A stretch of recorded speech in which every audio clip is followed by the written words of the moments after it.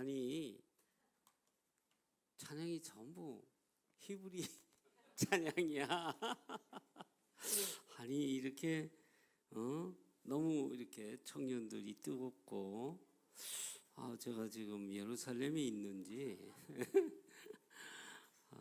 착각이 들 정도예요. 너무 감사하고요. 오늘 이 자리에 제가 설 수 있게 된 참 이 자체를 하나님께 감사드리고, 또 제가 이 자리에서 부족하지만 말씀을 전할 수 있도록 기회를 주신 우리 김원혁 선교사님께도 감사드리고, 무엇보다도 이 화요일 날 저 바깥에 나가면 화려한 여러 곳들이 많은데 이곳에 와주신 우리 다음 세대들 여러분께 감사드립니다. 여러분들이 바로 우리의 희망이고 교회의 희망이고, 그리고 우리 나라의 희망이고 하나님의 기쁨입니다. 여러분들로 인해서 하나님께서 얼마나 기뻐하시는지 오늘 제가 여러분들의 찬양을 보면서 제가 은혜를 이미 많이 받았습니다. 그래서 제가 여러분들에게 어떤 은혜를 나눈다기보다도 오늘 이스라엘에 하나님께서 관심을 갖고 계시는 이스라엘의 구원에 관한 이야기를 함께 나누면서 우리가 앞으로 어떻게 이스라엘을 위해서 기도하고, 그리고 하나님께서 어떻게 지금 이스라엘을 움직이시고 세계 구원의 완성을 향해서 이끌어 가시는지를 여러분들과 함께 좀 나누려고 합니다.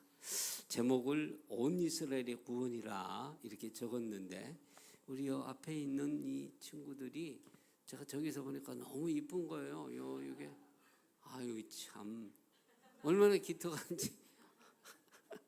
그래서 제가 제 아내한테 좀 보라고 물론 받겠지만도 널 저기가 초롱초롱한 데다가 지금 제가 긴장되는 게 막 이렇게 노트를 꺼내가 지금 적고 있어요. 적으려고 딱 폼 잡고 있어요.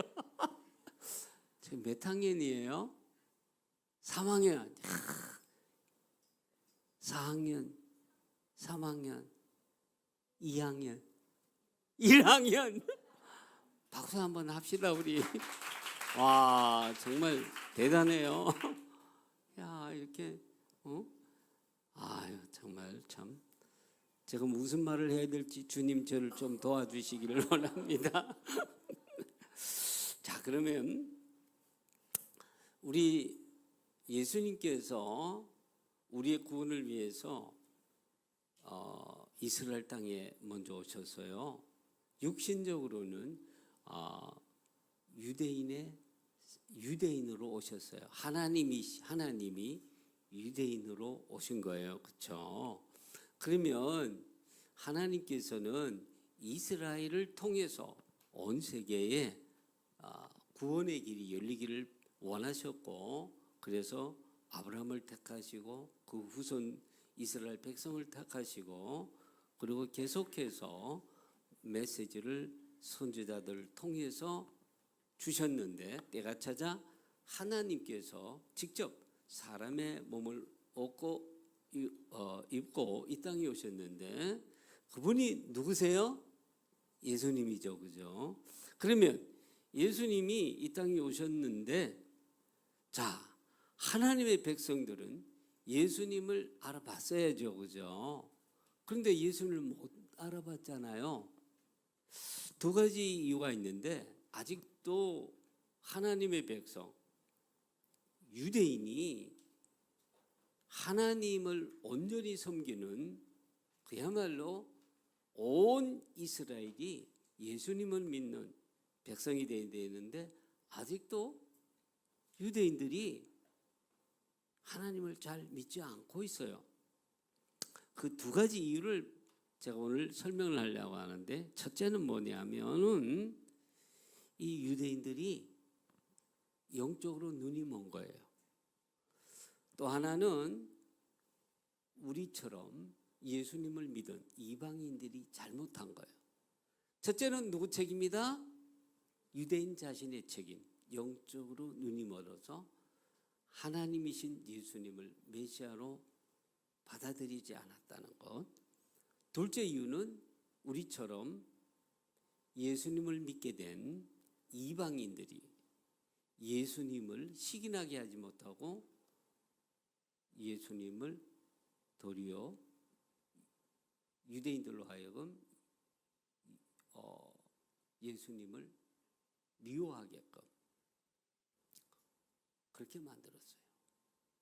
이 얘기를 오늘 조금 하려고 그래요. 요한복음 지금 하나님의 백성으로 가장 먼저 택함 받은 이스라엘 사람들, 유대인들이 하나님이신 예수님께서 자기 백성에게 왔는데 바로 자기 백성 유대인들이 예수님을 안 믿었다고 했습니다. 요한복음 1장 11절에 보면요, 예수님께서 자기 땅에 왔는데 그 백성이 영접하지 아니했다 그랬어요. 예수님을 안 믿었다 그랬어요. 우리 친구들은 예수님을 믿고 지금 집에서 TV 보고 재미있게 놀 시간일 수 있는데 이렇게 예수님 때문에 이렇게 교회에 나와가지고 주일날도 아닌데 너무 예쁘죠, 그죠? 그런데 이스라엘 백성은 예수님께서 자기 백성이 왔지만 예수님을 안 믿었다 그랬어요. 이게 이제 1차적으로 아직도 유대인들이 예수님을 많이 믿지 않는 이유의 첫 번째예요. 그리고 로마서에 보면 바울은 이것을 이스라엘 백성이 영적으로 우둔하다는 뜻으로 보았어요. 우둔하기 때문에 안 믿었다. 그런데 바울은 이렇게 이스라엘 백성들이 예수님을 믿지 않는 이것이 영원히 지속되는 것이 아니라 아주 일시적으로 하나님의 신비다.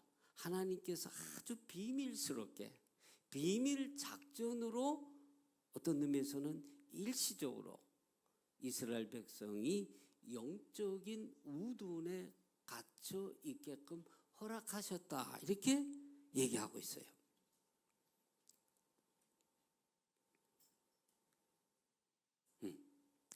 자, 이제 요게 1차적으로 유대인들이 예수님을 자신들의 메시아로 믿지 않는 첫 번째 이유.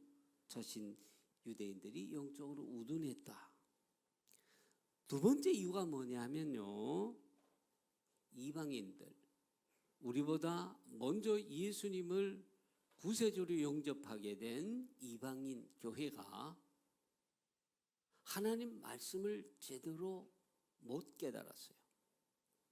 그래서 바울은 이방인인 너희가 예수님을 받아들여서 하나님의 백성으로 되면, 그 전에 유대인들은 자기들만 하나님의 백성이라고 막 이렇게 뽀겼단 말이에요. 그런데 이제 이방인들도 예수님을 구세주로 영접하면서 하나님의 백성이 되었다는 이 사실을 유대인들을 사랑함으로 말미암아 시기나게 해서, 원래 유대인들만 자기들만 하나님의 백성이라고 이렇게 뽀겼는데 이방인들도 예수님을 믿고 하나님의 백성된 곳을 여러 사랑의 모습으로 유대인들을 대해서, 야, 이방인들이 하나님의 백성이 되었네, 시기나게 하라 그랬는데 사랑의 시기를 나게 한 것이 아니라 어떻게 했냐면 여러 모습으로 핍박을 했어요. 이 핍박한 얘기는 나중에 조금 더 얘기했는데, 첫째로 뭐냐면 우리가 진짜 이스라엘이다. 이방인들이요, 예수님을 믿고 나서 우리가 진짜 이스라엘이다. 우리가 진짜 하나님의 백성이고 너희들은 이제 버림받았다. 하나님의 버림받은 백성이다. 이렇게 이제 주장했어요. 여기에 바탕이 해가지고 여러분들이 아마 이름을 대면 아실는지 모르는데 혹시 아구스티누스 알아요? 여러분? 여러분 알아요? 아구스티누스? 그런 사람이 있어요. 아주 훌륭한 분인데, 훌륭한 분이라고 해서 다 옳은 건 아니에요. 잘못이 있는데 이분도 아주 유대인에 대해서는 아주 좋지 않은 말을 했어요. 훌륭한 옛날에 아주 초대교회에 말이에요. 훌륭한 교회의 아주 아버지 같은 사람들을 교부라고 불렀어요. 이 교부. 그 교부 중에는 아주 훌륭한 분들이 많았는데 이 훌륭한 분들이 이상하게 유대인에 대해서는 아주 나쁜 말을 많이 했단 말이에요. 어떤 나쁜 말을 했냐면은 유대인은 사탄보다도 악한 자들이다. 유대인들이 예배드리는 회당은 사장가보다도 더 악한 거다. 막 이런 얘기를 했어요. 이러니까 나중에 사람들은 그 옛날에는 여러분들은 다 성경이 있죠, 그죠? 옛날에는 성경이 없었어요. 교회의 목사님, 그때는 목사님은 신부님들이 얘기하는 것이 다 하나님 말씀으로. 성경은 신부님들만 갖고 있는 거예요. 일반 여러분 평신도들은 성경이 없었어요. 그러니까 교회에서 하는 말이 전부 하나님 말씀으로. 잘못된 내용도 전부 다 그런 걸로 이렇게 생각했단 말이에요. 그래서 이 중세시대에, 여러분 중세시대가 언제인지 아세요? 중세. 요새는 현대잖아, 그죠? 아주 옛날에 고대라고 그래요, 그죠? 중세는 언제냐 그러면 중세 476부터 476년부터 1453년까지 한 4세기부터 15세기 이때를 중세라 그러는데, 이 중세 때는 사람들이, 교회 다니는 사람들이 특별히 유대인들을 많이 괴롭혔어요. 그 괴롭힌 이야기들 중에 십자군 시대 때 얘기 하나 해볼까요? 여러분 십자군은 알죠? 십자군 끄떡끄떡 그래요. 십자군이 뭐예요? 십자군이 뭐예요? 쉽게 얘기하면 십자군이 말이에요. 여러분 모슬림 알아요? 모슬렘 몰라요?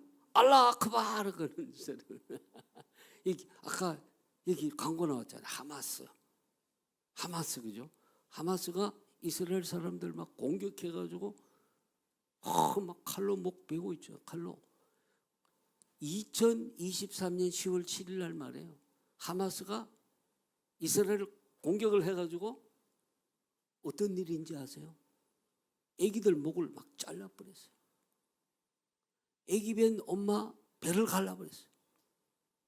막 나중에 가보니까 한 아줌마가요 이렇게 엎드려져 있는데 피가 막 온데 막 흩어져 있는 거예요.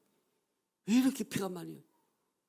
뒤집어 보니까요 배가 갈라져 있고 그 안에 아기가 있는 거예요. 이 누구냐 하면요 모슬렘, 아주 악한 극렬 모슬렘, 그게 하마스예요. 이 모슬렘들 말이에요. 이 모슬렘들이 어떻게 했다? 예루살렘 성지를 점령을 해버린 거예요. 언제부터 점령했냐면은 7세기부터.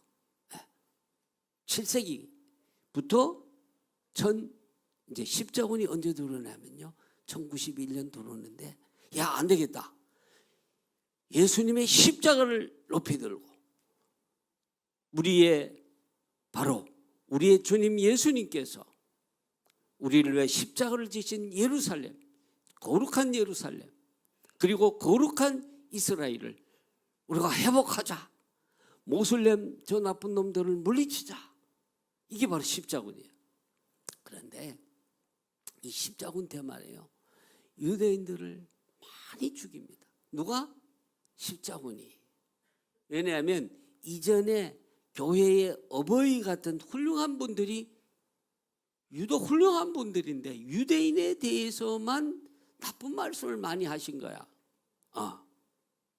그래서 아까 뭐라 그랬죠? 유대인은 사탄과 같은 놈들이고 유대인들이 예배드리는 회당은 사창가보다 악한 것이다. 이런 식으로 말씀을 하셨다는 거예요. 그래서 교황이 있죠. 교황이 뭔지 알아요? 캐톨릭, 얘기해봐요. 교황, 천주교, 캐톨릭의 제일 높은 신부님, 그 교황이란 말이에요. 교황 우르반 2세라는 분이 있는데, 자, 거룩한 성지를 회복하기 전에 어떻게 해야 된다? 저 악한 유대인들부터 죽여라. 그래서 저 유대인을 죽이는 것이 너의 영혼을 천국으로 끌어올리는 길이다. 막 이렇게 선동을 하니까 십자군이 많이 몰려온 거예요. 그때는 어떻게 했냐면은 무슨 요새처럼 군인들에게 월급 주는 것도 아니고요. 군인들이 꼭 2년, 3년 동안 의무적으로 군대 가야 되는 것도 아니기 때문에 어떻게든 군대를 모집하기 위해서 뭘 이렇게 달콤한 거를 줘야 될 거 아니에요. 그렇죠? 그게 바로 저 더러운 유대인들을 죽여서 너의 영혼을 연옥에서 천국으로 끌어올려라. 막 그런 거예요. 그래서 유대인들이 이 십자군이 몰려오면서 유대인들은 말이에요.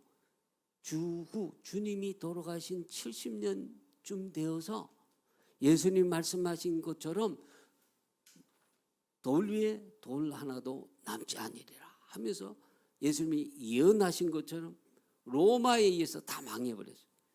나라가 망하니까 유대인들이 도망을 갔단 말이에요. 유럽으로 많이 도망가가지고 유럽에 마을을 형성해서 사는데 교황이 뭐라 그랬다고요?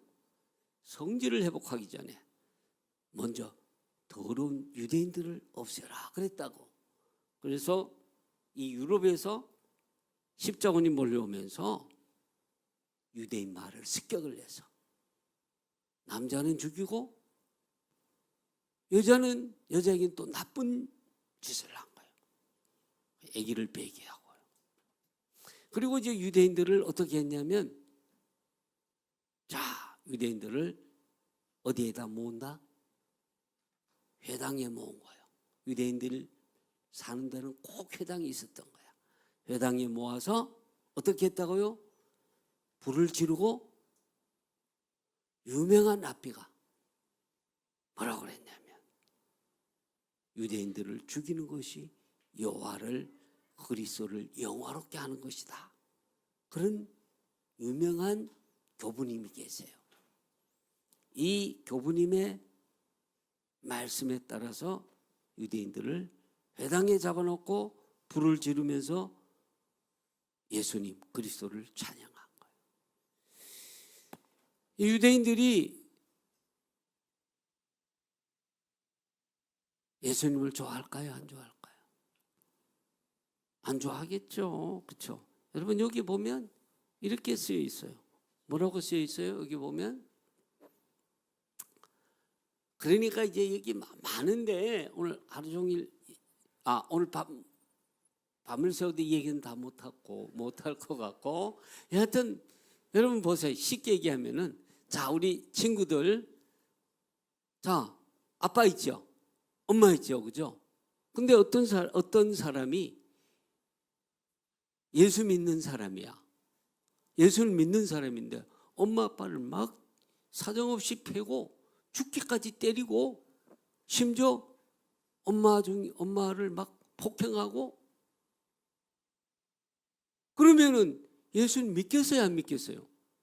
안 믿겠죠. 왜냐하면 예수 믿는다는 사람이 우리 아빠를 그렇게 때리고 죽이도록 막 때리고 그러면 예수 믿고 싶지 않겠죠. 그렇죠? 그보다 더 심한 일을 많이 했어요. 쉽게 얘기하면 유대인들이 2차 대전 때 나치에서 600만 죽었죠. 그건 알죠. 그렇죠? 이 배경에는 이게 다 깔려 있어요. 네.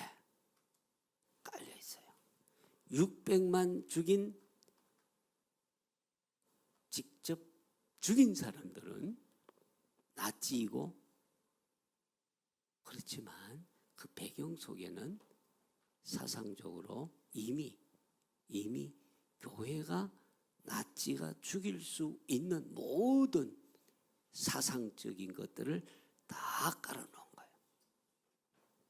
그래서 유대인들은 예수님을 사랑할까요? 증오할까요? 증오하겠죠, 그죠? 그래서 유대인들은 원래 아까 우리 여기도 보면 예수아라고 그러는데, 우리가 사실은 엄격하게 말하면 예수라고 하지만 정확하게는 예수아라고 해야 돼요. 히브리어로 야샤 동사의 명사형이 예수아인데 구원이라는 뜻입니다. 그런데 유대인들은 예수아라고 부르지 않고 뭐라고 부른다? 예슈라고 해요. 예슈. 히브리어로 유드, 신, 바브로 써요. 유드, 신, 바브, 아인이 들어가야 되는데 아인은 빼버려요. 예슈라고 하면서 유드, 신, 바브를 가지고 말장난을 내요. 워드 플레이를 해요. 어떻게 하느냐 하면 유드 가지고 이마크 한번 따라 보세요. 이마크. 신 가지고 슈모. 그 다음에 바브 가지고 베지크로. 무슨 뜻이냐면 이마크 하면 사라져 버려, 지워져 버려라. 슈모, 쉔이라는 히브리어 이름이라는 쉔에다가 3인칭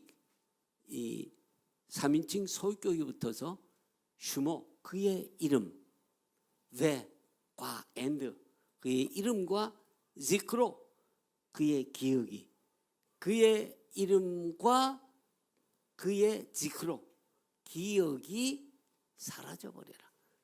그 이름이 예수라는 그 이름과 그 기억이 사라져 버려라. 이렇게 장난, 말을 통한 저주를 할 정도로 유대인은 예수님에 대해서 이토록 큰 원한을 갖고 있는 거예요. 그래서 오늘날 또 유대인들은 가장 먼저 예수님께서 이스라엘 백성, 자기 백성이 와겠지만은 아직까지 이스라엘에 가면요 1,000만 이스라엘 시민권을 가진 사람들이 사는데, 그 중에는 베두인도 있고요, 그 중에는 모슬렘도 있고요, 그 중에서는 여러 이 종족이 있는데, 순수 유대인은 75%, 750만이에요. 750만 유대인 중에 예수님 믿는 사람은 한 막시멈 한 3만 정도, 0.3%가 예수님을 믿어요. 우리는 좀 줄었지만 한 20% 되잖아, 그죠? 유대인은 이미 가장 먼저 자기 백성이 왔는데 오늘날까지 유대인들이 예수를 믿는 비율은 0.3%도 안 되는 거예요. 그 결정적인 이유가 뭐냐? 바로 나쁘게 한 거예요. 예수를 먼저 믿은 이방인 교회가, 특별히 유럽 교회가 유대인들을 많이 핍박했어요. 그래서 오늘날 예수님을 믿는 유대인을 뭐라고 불러요? 메시아닉 유대인이라고 그래요. 그런데 유대인이 이 예수 믿는 유대인들을 보면 뭐라고 그러냐면 당신은 민족 배반자라고. 우리 민족을 이렇게 과거하게 핍박한, 예수 이름으로 핍박했는데 어떻게 너가 예수를 믿을 수 있느냐? 그러므로 너는 민족 배반자다. 그래서 아직까지 유대인들에게는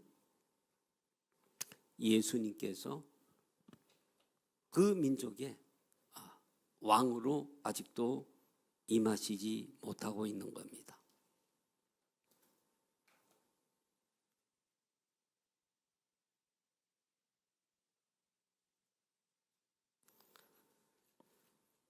그래서 유대인 사회에서는 아직까지 복음이 거부되고 있는 거예요.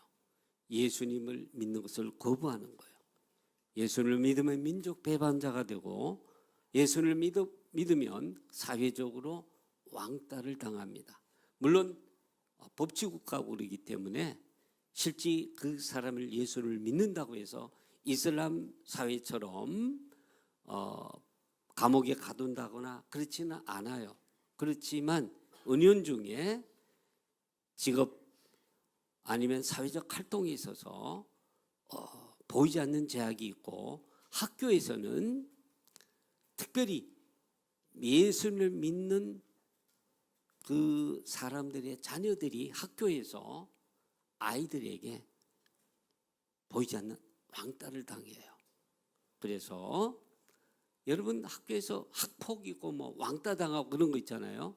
그것처럼 예수 믿는 아이들은 학교에서 예수 믿는다는 사실을 얘기하기를 꺼리고요. 두려워요. 왜냐하면 이런 왕따를 당할 수 있기 때문에. 특별히 예수를 믿는다는 것은 유대인의 정체성을 훼손하는 일이다 하는 생각을 갖고 있기 때문에 지금 유대인들은 예수님을 믿는 비율이 0.3%밖에 안 되는 겁니다.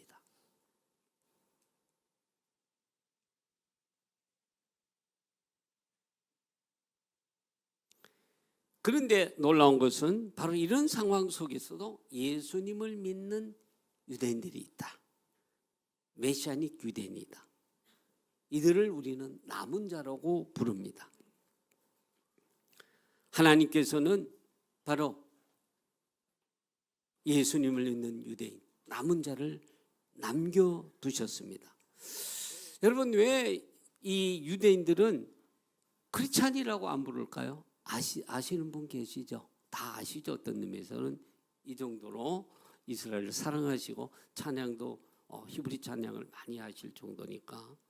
왜 유대인들은 이미 답을 여러분 알고 계시죠? 그죠?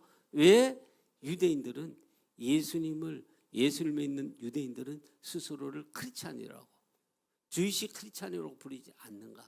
히브리 크리스찬이라고 부르지 않는가? 왜냐하면 그들에게 있어서 이미 그리스도라는 말 자체가 크리스토스라고 하는 이 그리스도라는 용어 자체가 아주 혐오스러운, 동족에게 말하기가 혐오스러운 단어라는 것입니다. 왜냐하면 그들이 그리스도의 이름으로 핍박을 당했기 때문에 그리스도를 믿는다는 자체가 다른 동족에게 또 다른 혐오감과 미움을 줄 수 있기 때문에 그래요. 그리고 본질적으로 뭐냐면 우리가 부르는 이 그리스도는 헬라어로 크리스토스인데 원래 그 말의 뜻이 뭐예요? 기름 부음 받은 자잖아요. 기름 부음 받은 자의 히브리어가 뭐예요? 마시아, 영어로 메시아란 말이에요. 그러니까 우리는 굳이 우리가 혐오하는 그 그리스도라는 이름이 아니고 메시아, 원래 메시아를 헬라어로 번역해서 그리스도였으니까 우리는 메시아라는 이름을 쓰겠다. 그래서 메시아를 믿는 유대인이다 이렇게 되는 거죠. 그리스도를 믿는 사람은 크리스찬이라고 부르지만 우리는 메시아, 같은 말인데 우리는 용어 자체가 역사적으로 너무 혐오스러운, 우리 민족에게 너무 혐오스러운 용어가 됐기 때문에 원래 이름 메시아라는 용어를 쓰겠다. 그래서 메시아를 믿는 유대인이라서 이 메시아닉 주라는 이 용어를 쓰는 거예요. 그런데 1880년대 영국에서 바로 우리가 교회가 너무했다.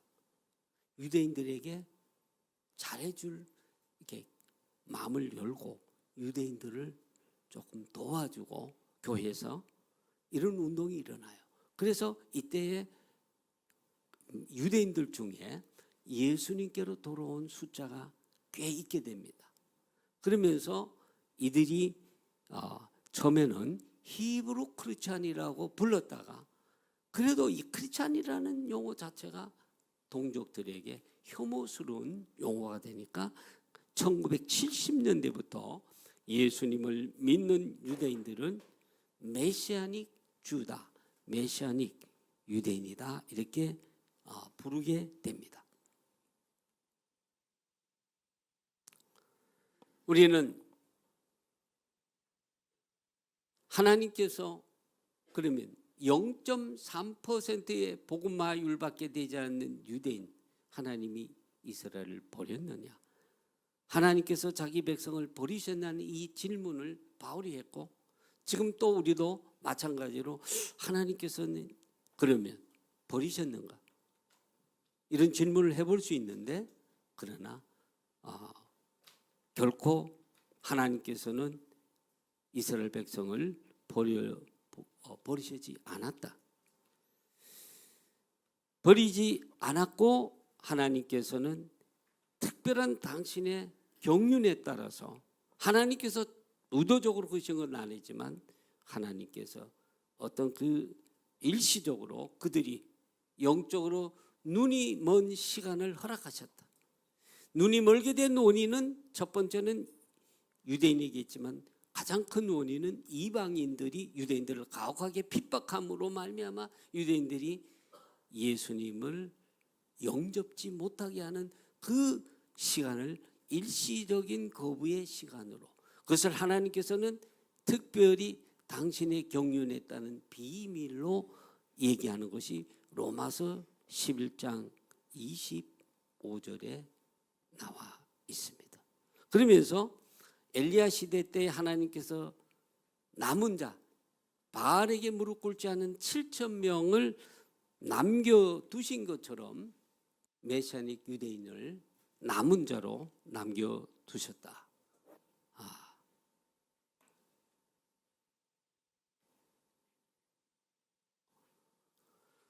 그래서 다시 한번 우리가 현재 이스라엘의 영적 상태를 살펴보면은 지금 소수의 선택된 남은 자들이 있는 것입니다. 그게 약 3만 명이고 비율적으로 0.3%가 되고요. 대다수 사람들이 완악한 상태로 남아 있습니다.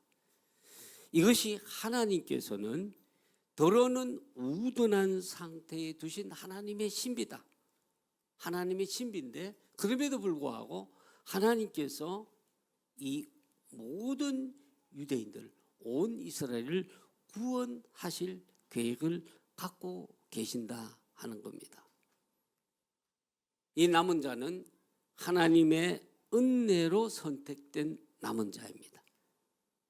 역사 속에서 보면 우리는 이스라엘의 남은 자들이 있는데 구약 시대는 엘리야 시대처럼 7,000명의 남은 자들이 있었고 또 초대교회를 이렇게 놓고 보면 여러분들이 예수님께서 처음에 이스라엘 땅에 오셨을 때 이스라엘 백성들은 예수님을 전혀 안 믿었던 걸로 이렇게 생각할 수 있지만은 우리가 사실 사도행전 21장 20절에 보면 예수님을 믿는 자들이 수만 명이 있다고 그랬어요.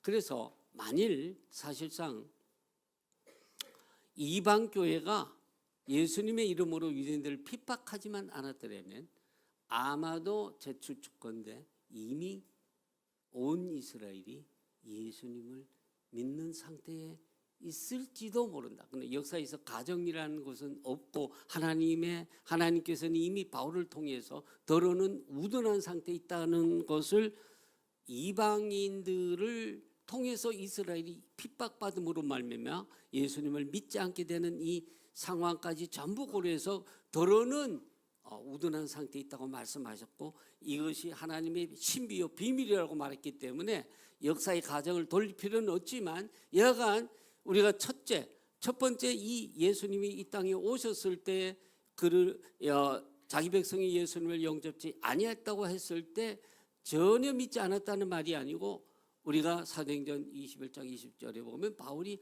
예수를 믿는 사람들이 수만 명이 있었다. 그 당시 인구 비율로 볼 때 한 우리 80만 명으로 보는데 사실 상당히 많이 믿었던 거죠. 그죠? 그래서 우리가 이스라엘의 구원과 관련해서 다시 한번 우리가 한번 정의를 해보면, 하나님께서는 이렇게 온 이스라엘을 구원하시기를 원하시는데, 하나님께서는 하나의 더러는 대부분의, 그러니까 지금 현재 상태로 보면 하나의 99.7%가 예수를 안 믿고 있는 상태인 거죠. 그죠? 그럼에도 불구하고 바울은 온 이스라엘이 구원을 얻으리라 말씀하고 있거든요. 그래서 현재 우리는 어떻게 볼 수 있느냐면은, 온 이스라엘의 구원이라는 이 큰 주제와 관련해서 하나님께서는 영적 완악함의 시기를 하나님의 신비 속에 허락하셨다, 이렇게 볼 수 있는 거죠. 그죠? 그래서 예시야를 알아보지 못하고 거부하는 시간, 이것이 우리는 로마서 11장 25절의 시간이다. 그런데 성령님께서 역사하심으로 말미암아 이스라엘이 예수님이 바로 메시아임을 깨닫게 되는 때가 온다는 겁니다. 스가랴서를 이렇게 보면요, 스가랴서는 1장에서 한 8장은 예루살렘 성전과 이스라엘의 회복에 대해서 얘기를 하고요, 9장에서 14장은 종말론적인 구원에 관한 말씀입니다. 그래서 9장에 보면은 이제 메시아가 나귀를 타고 들어오는 말씀을 얘기를 하는데, 이것이 예수님에 의해서 마지막에 예루살렘에 입성하실 때에 나귀를 타고 오시는 모습을 통해서 초림에 관한 예언이 되는 것이고요. 14장에 보면 이제 이 종말의 말이에요. 여호와의 발이 감난산 동편에 서실 것이라 말씀하고 있어요. 여러분, 이 감난산 동편에 여호와의 발이 서신다, 이 뭐를 얘기하는 걸까요? 여러분, 구약 성경에 보면은 신인 동용론적 표현이 나와요. 우리 친구들에게는 조금 어려운 표현이 될 수 있는데, 신인 동용론적인 표현이란 뭐를 의미하느냐면은 하나님을 사람의 모습으로 표현하는, 이걸 신인 동용론적인 표현이라고 그래요.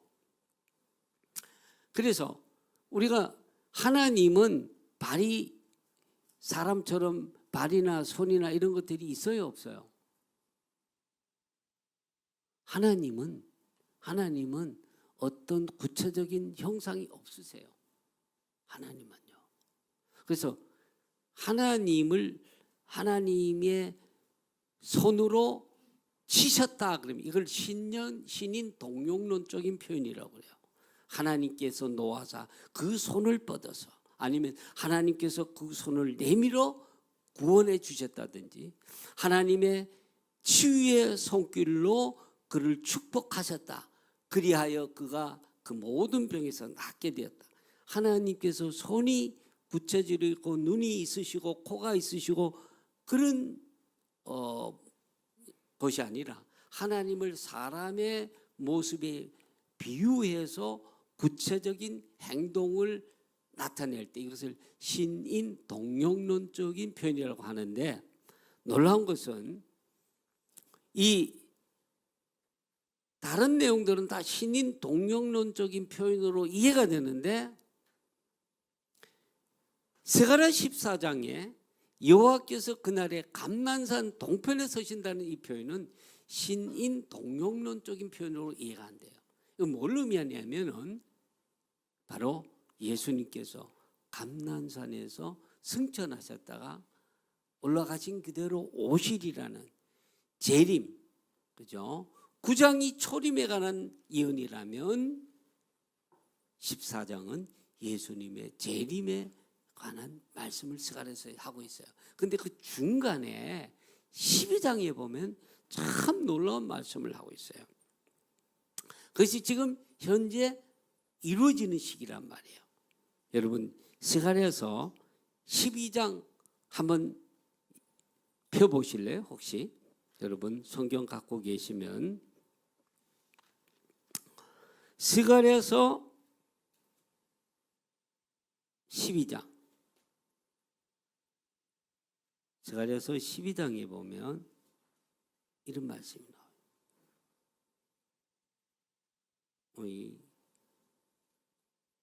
스가랴서 이게 혹시 스가랴서 한번 띄워주실래요? 성경 금방 띄우실 수 있어요? 아니면 어느 분이 스가랴서 12장 한번 크게 읽어주세요.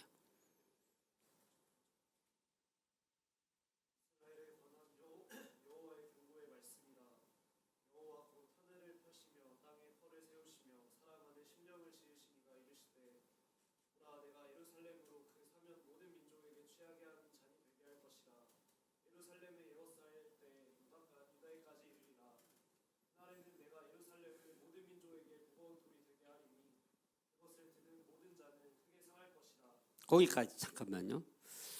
모든 민족에게 무거운 돌이 되게 한다 그랬어요. 이 예언을 할 때 스가랴 선지자는 이 예언을 하면서 자기가 지금 어떤 예언을 하는지를 이해를 못하는, 그래서 자기도 이해를 못하면서 이 예언을 하고 있었다 이렇게 볼 수 있습니다. 이스라엘은 그 당시 한 나라로서 제대로 기능을 못하는 아주 작고 작은 나라입니다. 그때 예언을 할 때에 이스라엘은 누구의 지배하에 있었냐면 오늘날 이란, 페르시아, 이란의 땅덩이 페르시아, 그 당시의 페르시아는요, 이스라엘은 현재 이스라엘보다 더 작은 유다, 바벨론 포로에서 돌아와서 정말 조그만 나라예요. 네. 주전 538년에 돌아와서 말이에요. 성전 조그맣게 짓고 지극히 작은 이런 상태에서 지금 스가랴가 예언을 하는 거예요. 예언을 하는데 어떤 예언을 하냐면 주변 민족이 이스라엘을 그냥 이거는 그냥 톡 건드리면은 없어지는 나라입니다. 지금 현재 이란만 하더라도 현재 이스라엘이 약 2만 평방킬로미터 되는데 지금 이란이 160만 80배 돼. 그때는 그 고대 근동 일대를 전부 다 지배하고 있는 상태란 말이죠.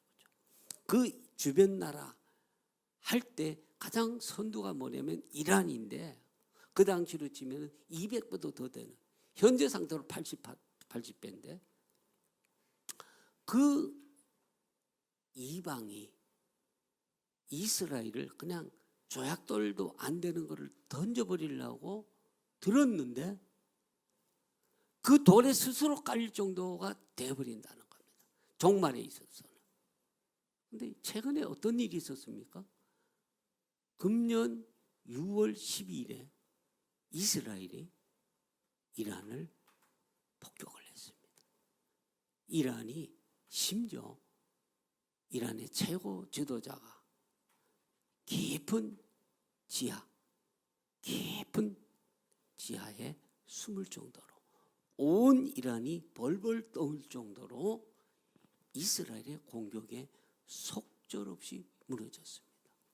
이 일은 무엇을 의미하냐면 바로 우리가 이런 시대에 살고 있다. 종말론적 시대, 마지막 이 시대에 주님 오시기 바로 직전에 어떤 상황이 있다는 것을 이 스가랴의 이 예언의 9장에서 14장은 그야말로 종말론적 사건을 얘기하거든요. 바로 그 시점에 우리가 살고 있다는 겁니다. 10절 이하를 한번 읽어보세요.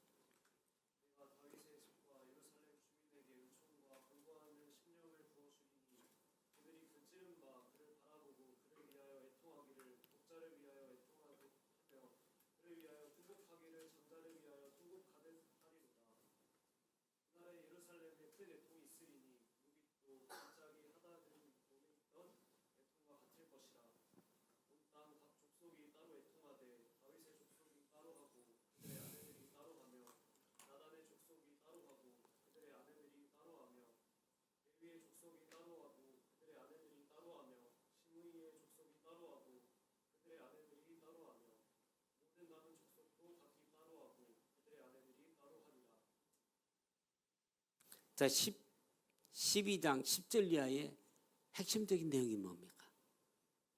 애통하는, 회개하는 영을 이스라엘 백성들에게 부어주리라는 것. 언제? 마지막 때에. 지금 우리가 1절에서 그 10절 이하의 그 사이에 어떤 일이 일어납니까? 종말론적으로 이스라엘이 굉장히 강대해져서 주변의 나라들이 완전히 벌벌 떠는 그런 시점에 우리가 왔다는 것을 이미 우리 일어나는 사건들을 통해서 알 수가 있습니다.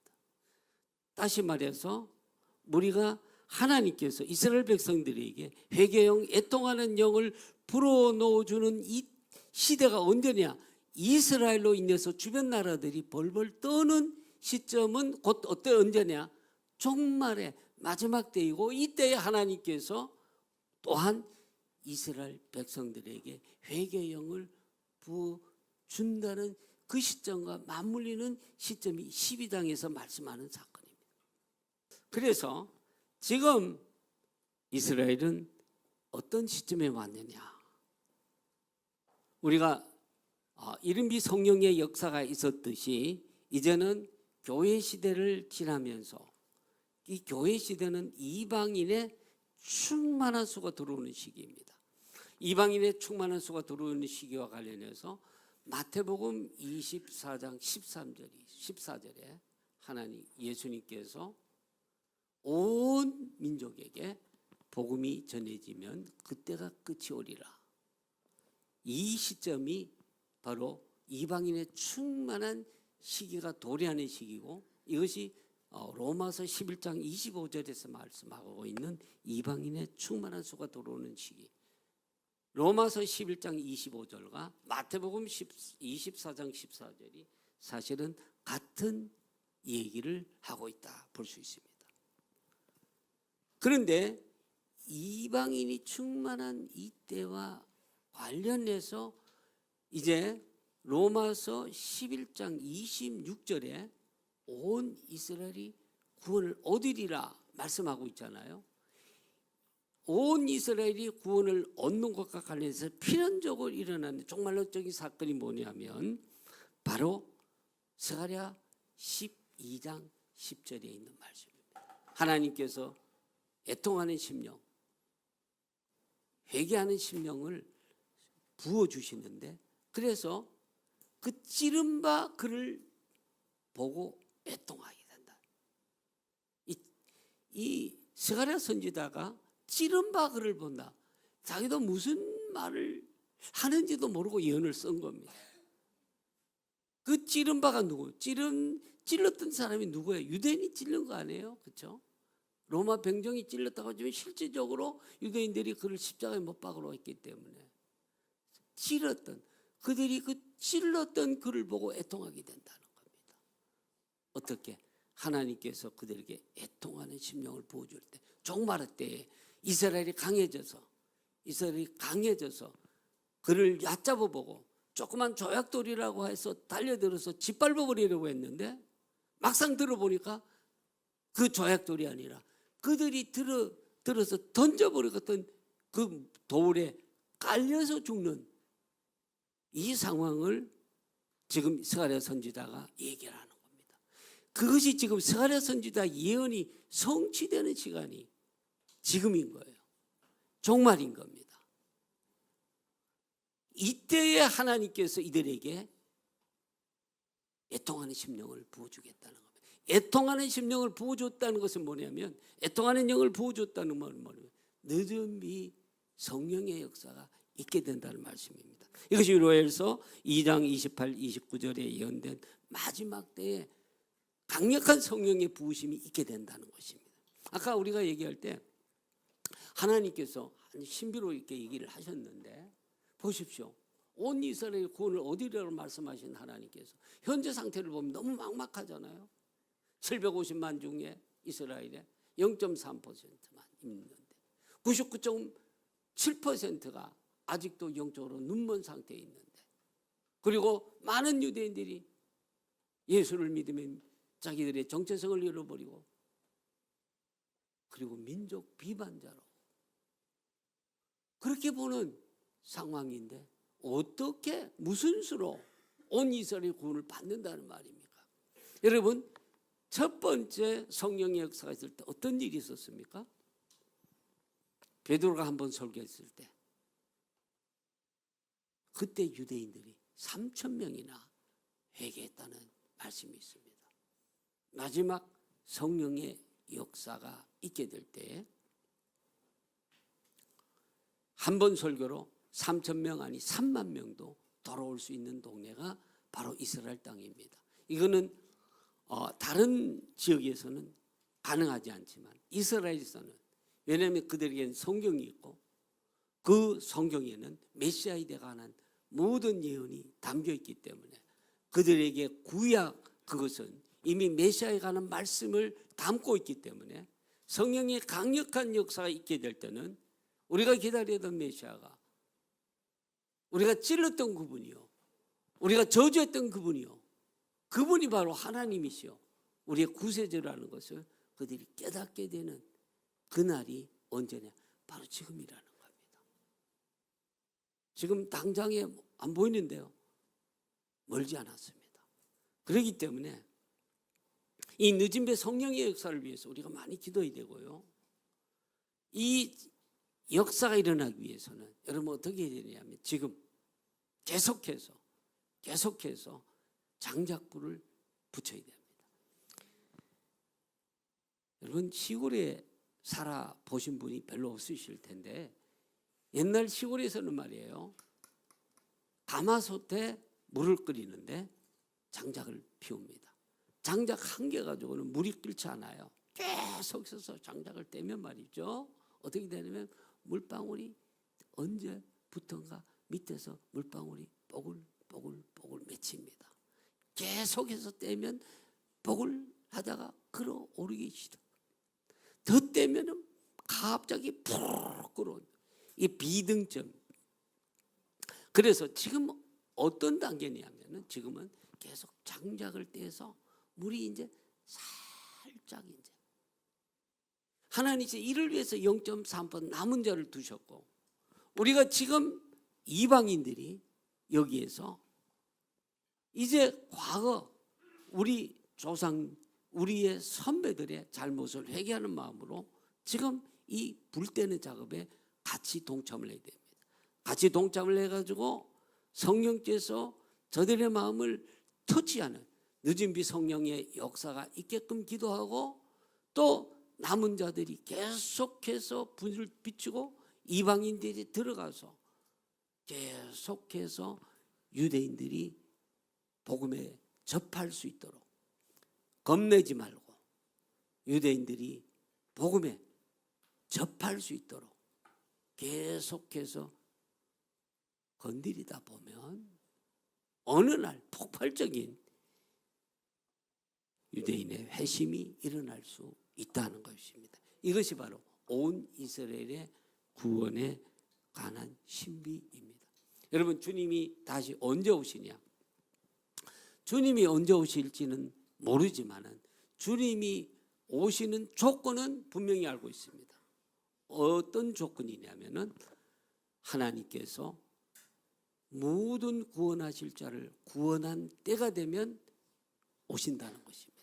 그 성경은 첫 번째, 이방인의 충만한 구원은 마태복음 24장 14절에 있고, 온 이스라엘의 충만한 구원은 마태복음 23장 39절에 있어요. 지금은 너희가 나를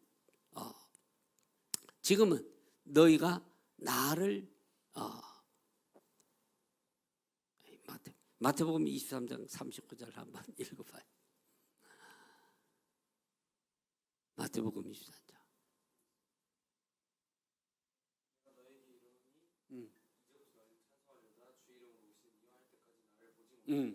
주의 이름으로 오시는 이여 할 때까지는 나를 보지 못하리라.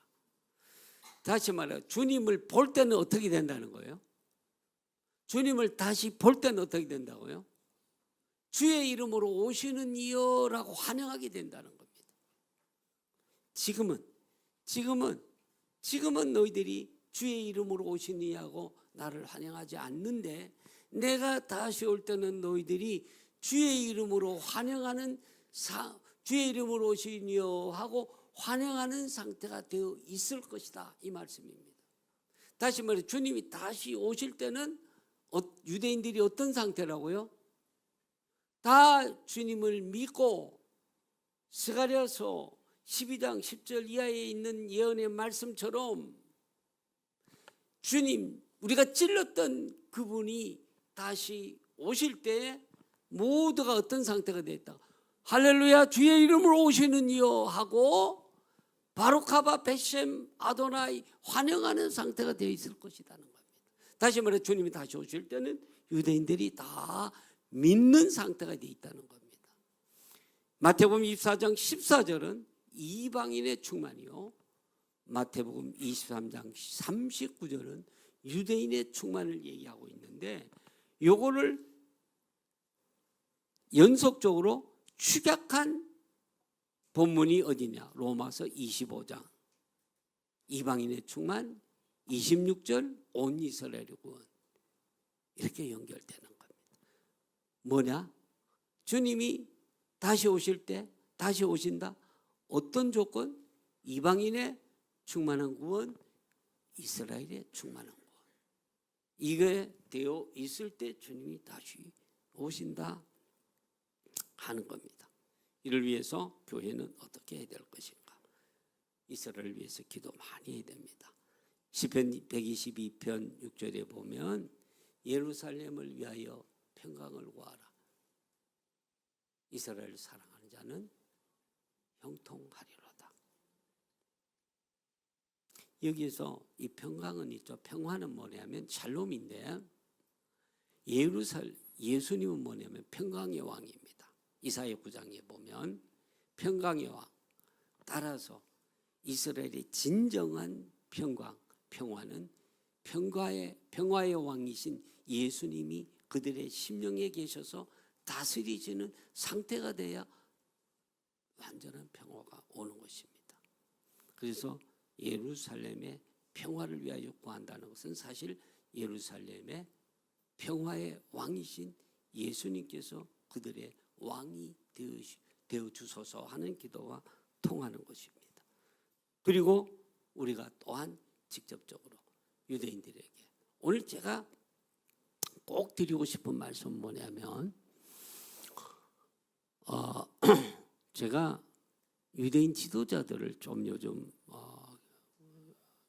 교육하는 일을 하고 있는데, 그래서 컨퍼런스에 유대인 지도자 한 사람이 목사인데요, 지난 6월에 있었던 이 컨퍼런스에서 이 목사님이 뭐라고 얘기했냐면, 메시아닉 유대인들, 소수이지만 메시아닉 유대인들 중에는 목사도 있고 장로도 있고 집사도 있고 교사도 있고 다 있다. 그런데 뭐가 없다 그랬을까요? 전도자가 없다. 왜 전도자가 없을까요? 전도하기가 겁이 나는 겁니다. 왜 그럴까요? 왕따 당할까 봐, 손가락질 받을까 봐. 전도하면 동족 유대인들에게 냉대를 당할까 봐 겁이 나기도 하고, 전도자가 없는 거예요. 이 남은 자가 전도자가 되어야 되는 겁니다. 또 우리 이방인들이 전도자가 되어야 돼요. 지금은 언제냐? 구원받을 때입니다. 성령께서 지금 강하게 역사하시기 시작했다고 봅니다. 그래서 지금은 우리가 스가랴서 12장 전반부를 12장의 전반부 구절을 통해서 이스라엘이 지금 가지가 연해지고 잎이 연해지고 가지가 무성하게 되는 그때인 겁니다. 굉장히 강해지는 강한 이스라엘인 겁니다.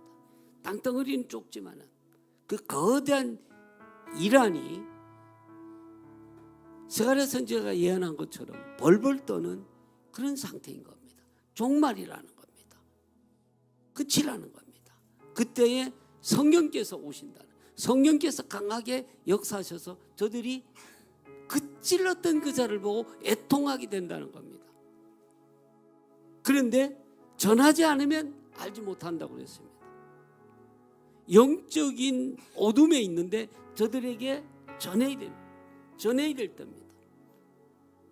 사실 요즘 저도 많이 회개하고 있습니다. 학문 쪽으로만 갔다가 회개를 많이 하면서 이들에게 전해야 되겠다.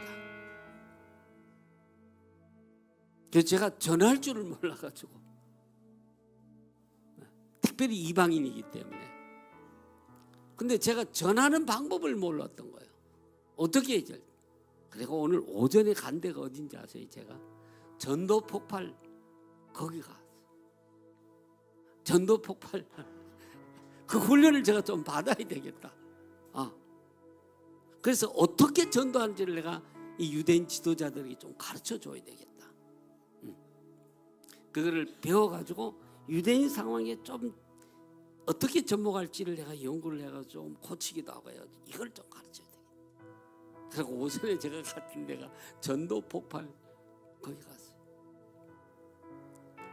뭘 이론적으로 신학적으로 많은 걸 얘기했지. 모든 사람은 다 전도자예요. 우리가 전도.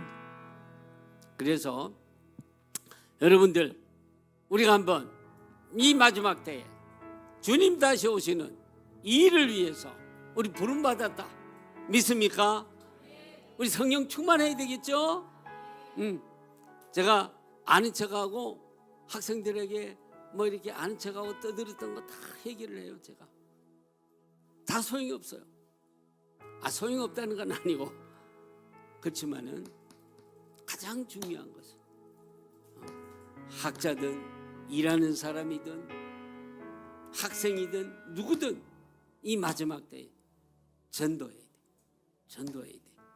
전도하려 그러면 강한 이 뜨거운 성령의 이 충만함을 입고 인간의 모든 이런 생각을 버려버리고 전도를 하는데, 어떻게 좀 더 효과적으로 전도할지 전도 훈련도 좀 받고, 저는 이제 이 우리 김원학 선교사님 내가 너무 참 존경할 정도로 존경할 정말 훌륭한 분인데, 특별히 젊은 사람들을 깨우고 있다는 것 내가 너무 큰 감동을 받고 있는 거예요. 이 어린 친구들이 집에 와서 엄마 아빠 재롱 부릴 이 시간에 여기 앉아가지고 말이야 너무 나한테 감동을 주고 있어요. 감동을 주고, 이 젊은 분들이 여기 앉아가지고 말이야 세상에 휩쓸리지 아니하고 복음을 위해서 이곳에서 훈련받고, 그래서 여기에서 내가 이 선교사들 많지만요, 저들이 좀 머리가 허였지만은 이 머리 허였을 때 물론 쓰임 받을 수 있지만 여러분들처럼 팔팔할 때 언어적으로 그냥 잘하고, 영어도 잘하고 히브리어도 잘하고 아랍어도 잘하고 뭐 언어가 늙으면요 아무래도 좀 떨어지죠, 그죠? 잘해본들 그래서 이 젊을 때 막 머리도 팍팍 돌아가고 이럴 때 와야 되는데 이럴 때 안 보내. 근데 이게 지금 여기서 미래 세대 선교에서 이걸 하고 있다고 내가 너무 감사해요. 여러분들 중에 말이야, 그렇다고 해서 전도한다고 해가지고 공부도 안 하고 그런 게 아니고 정말 세상적인 학문이나 모든 것도 너무 뛰어나면서 포인트를 거기에 넣어가지고 그랬을 때 이스라엘에도 보면 저처럼 나이 많은 사람들이 오기는 와요. 젊은 사람들이 없는데 최근에 보니까 여기서 보낸 젊은 전도자 있더라고. 젊은 선교사가 있더라고. 여러분들, 자 지금은 마지막 때예요. 지금 마지막 확실하게 나간다. 지금 되어지는 모습들을 보면 정신이 멀쩡한 사람들이 이상한 행동을 하는 거 볼 수 있잖아요, 그렇죠? 우리나라도 지금 이상한 데로 가고 있잖아요. 포괄적 뭐예요? 차별금지법. 그지? 말은 포괄적. 우리 다 실제는 뭐예요? 동성애 합시다 그 얘기 안 해요. 멀쩡한 사람들이 국회에 모여 그런 걸 하고 있어요. 지금 이상한 데로 가고 있다는 거예요. 정신 바짝 차리고 우리가 예수님 잘 믿어서 예수님 잘 믿어야 돼. 그리고 전해야 됩니다. 전해야 돼, 마지막에. 그래서 온 이스라엘이 구원 얻고 온 이방인들이 충만하게 구원 얻고, 그때가 되면 스가랴서 14장에서 스가랴 선지자가 얘기했던 것처럼 그 옛날에 예수님 오기 전에 한 550년 전에 예언했던 일이 다 이루어지는 거예요. 여호와의 발이 감난산 동편에 서리라. 예수님이 하나님이신 거예요. 그분이 다시 오신다는 말씀을 그렇게 표현한 거야. 이스라엘 스가랴 선지자는 그 올라가실 때 그대로 오시리라. 이루어진다는 거예요. 믿습니까 여러분? 주님이 오신 날이 우리 최고의 기쁜 날인 줄 여러분 믿으시기 바랍니다. 안 그래요? 그렇죠? 주님이 오신 날이 우리 최고의 축제의 날이다. 그 날을 위해서 우리는 준비를 해야 되는데, 어떻게 준비해야 되나? 나 자신의 신앙도 준비해야 되지만 전해야 된다는 거예요. 유대인들이 지금 벌벌 떨고 있어요. 메시아닉 유대인들, 남은 자들을 우리가 깨워야 돼요. 훈련시키고 그들로 하여금 전하게 하고 우리도 나가서 전해서 99.7%가 어둠에 쌓여 있는데 하나님께서 영적 수건을, 영적 어둠을 다 몰아내고, 아, 저분이 우리가 찔렀던 그분이 바로 메시아구나, 바로카바 벳셈 아도나이, 주의 이름으로 오신 이여, 이렇게 환영할 수 있도록 우리가 다 그들을 주님께로 인도하는 그 일을 우리가 하도록 하나님께서 우리를 축복해 주셔서 그런 거룩한 사명을 다할 수 있도록 우리 다시 한번 뜨겁게 한번 기도하십시다. 하나님 아버지 감사합니다. 오늘 이전에게 하나님 역사해 주셔서 우리의 심령에 바로카바 벳셈 아도나이, 주의 이름으로 오신 이여, 이렇게 환영할 수 있는 유대인들이 다 될 수 있도록, 그래서 주님이 영광스럽게 돌아오실 수 있도록 하나님이 그 길을 예비하는 저희들 되게 하여 주시옵소서. 남은 자 0.3%의 메시아닉 유대인들이 동족을 주님께로 인도하는 이 거룩한 사명을 두려움 없이 부끄러움 없이 과감하게 주님을 전할 수 있는 영적 종사들이 되도록 저들을 축복해 주시옵소서. 하나님께서 우리에게 지혜를 주시고 능력을 주시고, 그리하여 우리 또한 이 남은 자와 함께 더불어서 거룩한 마지막 추수의 사명을 감당하는 하나님의 사람들이 다 되게 하여 주시옵소서.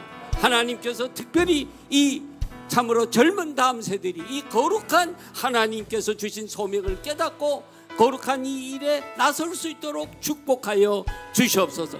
저희들에게 지혜를 주셔서 모든 세상적 지혜, 세상적 지식과 모든 것을 갖추되 무엇보다도 하나님을 알고 하나님을 전하는 믿음을 더하여 주시옵소서. 그리고 이거를 전할 수 있는 하나님의 거룩한 사명자로 하나님께서 세워 주시옵소서. 언어를 터득하게 하시고 또한 하나님께서 은혜를 주셔서 전도의 기술도 터득하게 해주셔서 능력 있게 말씀을 준비해서 전할 수 있는 하나님의 사람들로 예비되게 하여 주시옵소서.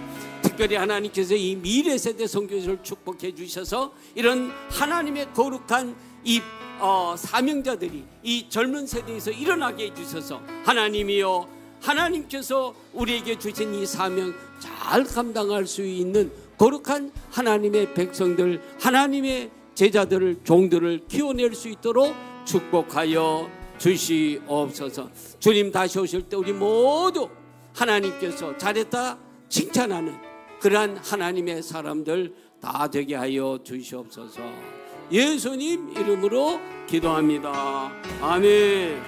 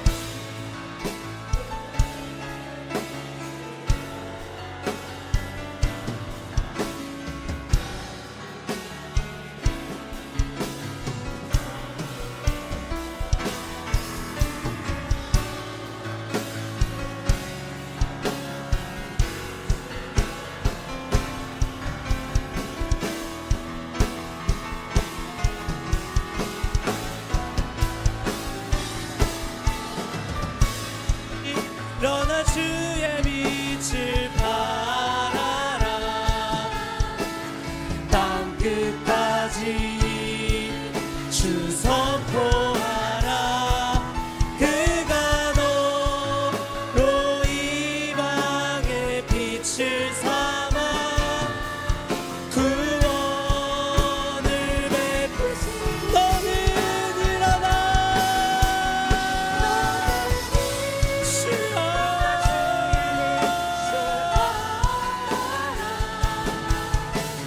땅 끝까지 주 선포하라. 그가 너로 이방 빛을 삼아 구원을 베푸시.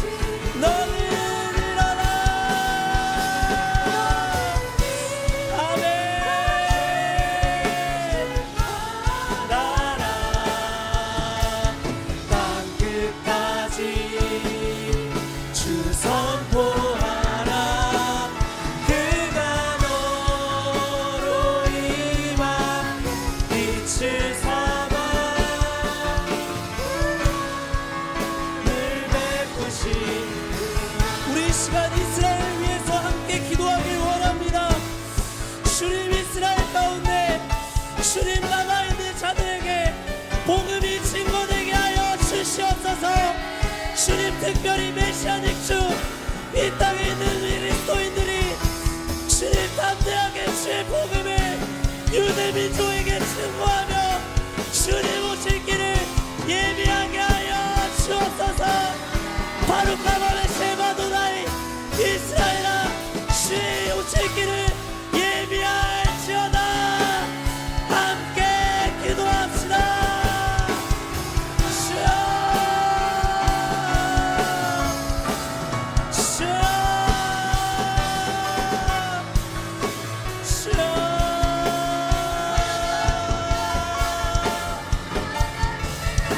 주 이스라엘의 복음이 증거되게 하여 주옵소서. 남은 자들을 깨워주십시오.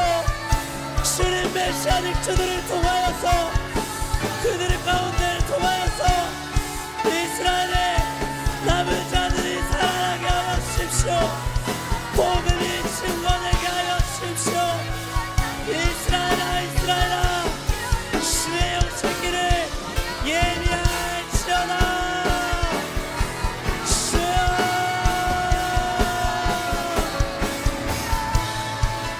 주여,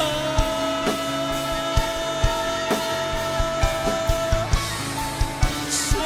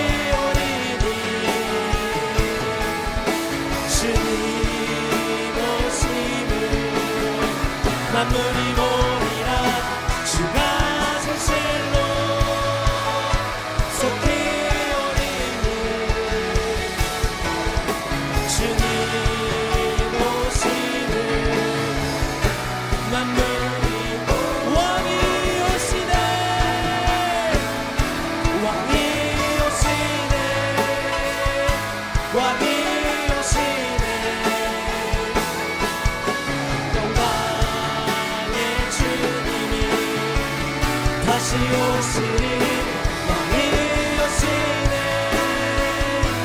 왕이 오시네 위엄과 공의로 통치한 왕이 오시네 주여 왕이 오시네 영광의 주님이 다시 오시니 왕이 오시네 위엄과 공의로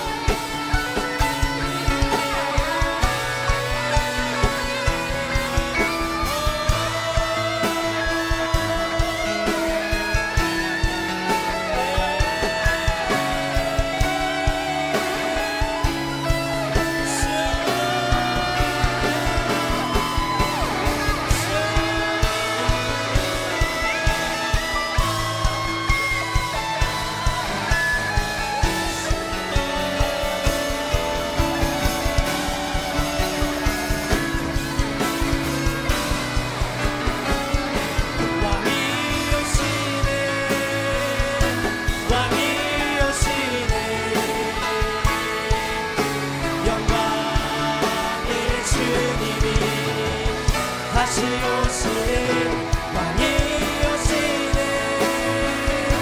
왕이 오시네 위엄과 공의로 통치한 왕이 오시네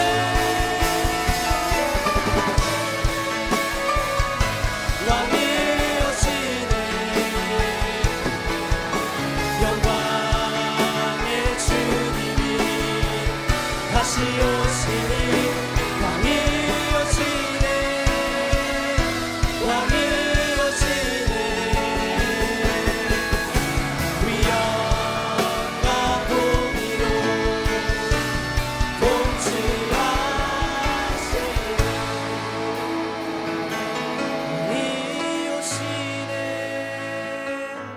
왕이 오시네 영광의 주님이 다시 오시니 왕이 오시네 왕이 오시네 위엄과 공의로 통치하시네 왕이 오시네 왕이 오시네 왕이 오시네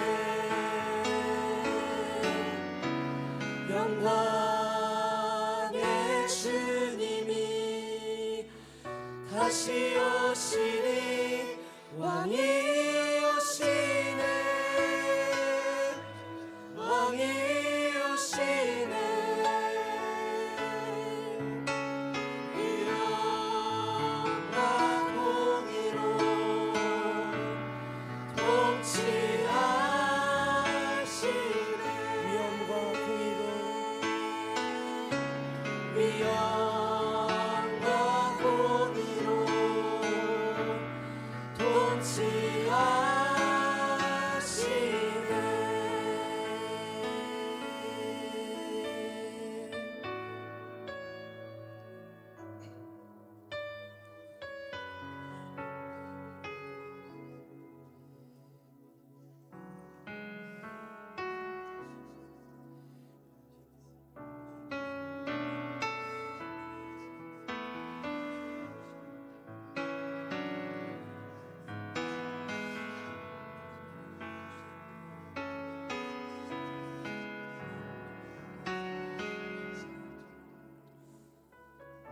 주님 다시 오심이 가까운 이 시대에 주님 속히 이스라엘 민족에게 복음이 증거되게 하여 주십시오. 주님, 이스라엘에 주님께 돌아온 메시아닉 주들이 있습니다. 주님, 그들로 하여금 주님 유대인들이 돌아오게 하여 주십시오. 두려워 떨며 자신이 그리스도인인 것을 당당하게 떨치며 정말 주님 오실 날이 얼마 남지 않았다, 정말 복음을 들어야 한다고 주님 메시아닉 주들에게 담대함을 허락하여 주십시오. 주님, 계속해서 이 이스라엘 가운데 복음을 전할 자들을 불러주시고 정말 아버지의 마음을 가진 자들, 정말 애통하는 마음을 가진 자들, 정말 그런 자들이 이스라엘 땅에 가서 정말 복음의 선포될 날이, 정말 주님 오실 날이 얼마 남지 않았다며 정말 이스라엘 민족에게 복음을 담대하게 증거하며 함께 주님 오심을 위해서, 또 주님께서 오시는 그날 정말 누구보다 기쁘게, 누구보다 먼저 나서며 그렇게 주님을 기뻐하게 맞이할 수 있는 주님 그날을 속히 보게 하여 주시옵소서.